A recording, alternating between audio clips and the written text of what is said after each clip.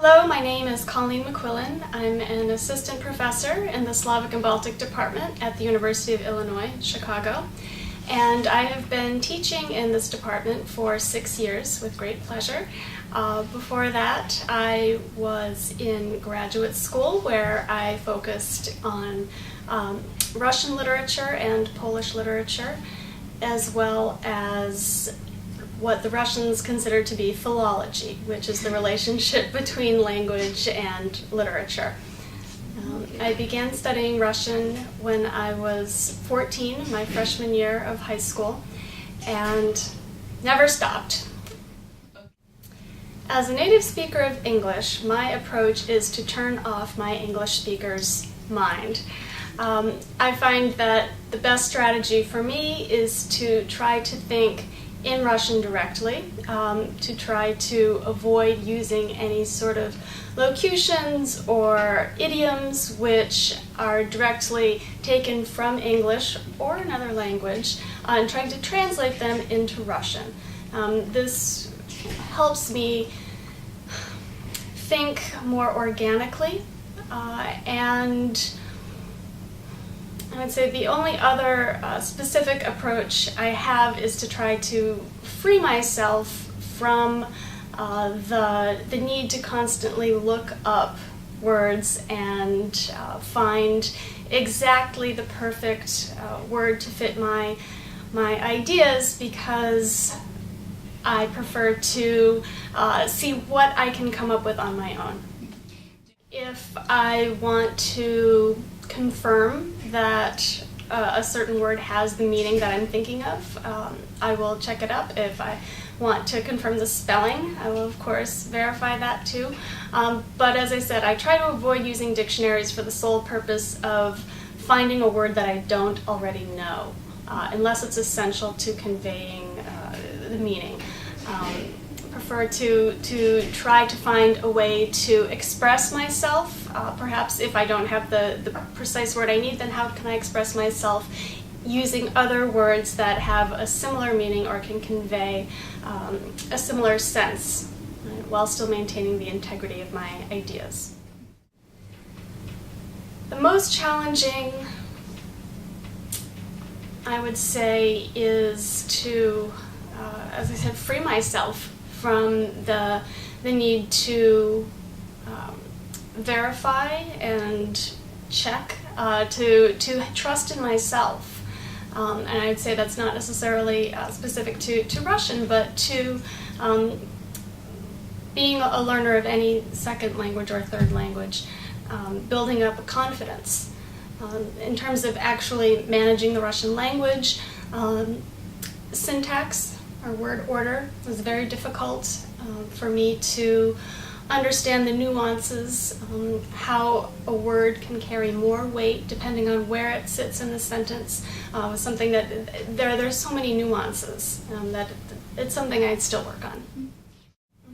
Certainly anything that requires specialized vocabulary or a jargon is going to be more difficult.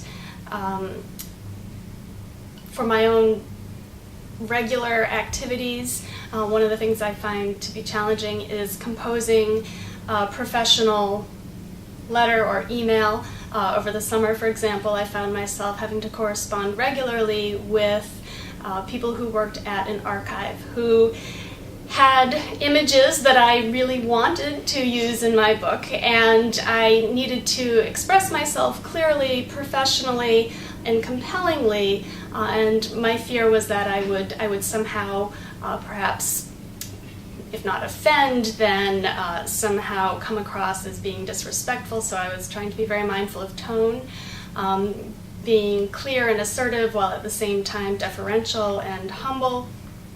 So in general, I would say anytime when there's something very important riding on the communication. So a personal email, I'm going to worry about less than something with professional consequences. Absolutely.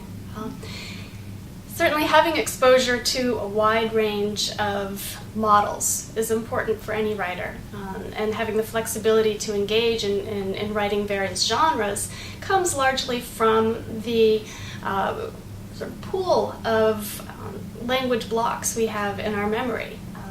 And one of the purposes that nursery rhymes and children's stories serve is to give children these ready-made language blocks or phrases that they can draw on.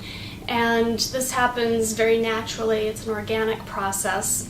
As adult learners, young adult learners, it seems oftentimes childish to engage in that kind of activity, and we already learn in a different fashion. So we don't often memorize literature of any sort in the American culture either. So I would say that the more a student or learner of a language can expose him or herself to a wide variety of language materials. So that's everything from newspaper articles and magazine articles about sports, about art, about politics, high literature, poetry, pulp fiction. Whatever the text is, it brings value. There is some value in understanding the different registers, the different tones, and as I was saying before, word order is something which is very difficult. Not even to mention things such as grammatical accuracy or verb conjugations, but having a more intuitive sense of the way the language flows, the cadence, rhythms, things like that, come from a constant exposure to different forms of writing. As a language learner, when I was in high school and college and graduate school, I did not read much pulp fiction in Russian. Subsequently, I suppose it was already late in graduate school, when I was in my 20s, when I started going to Russia, I would find mystery books particularly engaging. They tend to be compelling stories, plot lines that pull you through, and for that reason don't seem at all like a chore, right? I mean, it's very much enjoyable, and yet it does also sort of engage critical thinking skills. So that would be my if we can consider that to be a pulp fiction genre, that would be my choice. I like to think of writing as the visible tracks of the thought process. This is to say that when I sit down to write, I oftentimes don't have a fully formed sense of what it is I'm going to express. I have some ideas, but they're not all polished. So for me, writing is a process of exploration and idea development. As a consequence of this, I find it important to sit down and begin my writing assignments in advance so that I have the opportunity to develop the thoughts. And at one point, a very wise writing instructor in English said to me that by the time we get to the conclusion, we oftentimes finally understand what it is we want to say. And at that point, it's oftentimes helpful to go back to the beginning and make sure that the material preceding the conclusion actually corresponds to that key thought, which has finally emerged at the very end. So I see writing as a process, as an experience to make tracks of our thought process. And again, specifically when writing in Russian, I try to turn off my mind as a speaker of English and get into the Russian frame of mind to the extent that that's possible.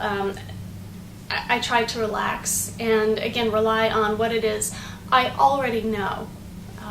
Try to let that flow as opposed to feeling this compulsion to run to a dictionary or a thesaurus to get a new word. Right? Sometimes it's necessary, but when I'm starting the writing process in particular, I find it useful to rely on what's already in my mind.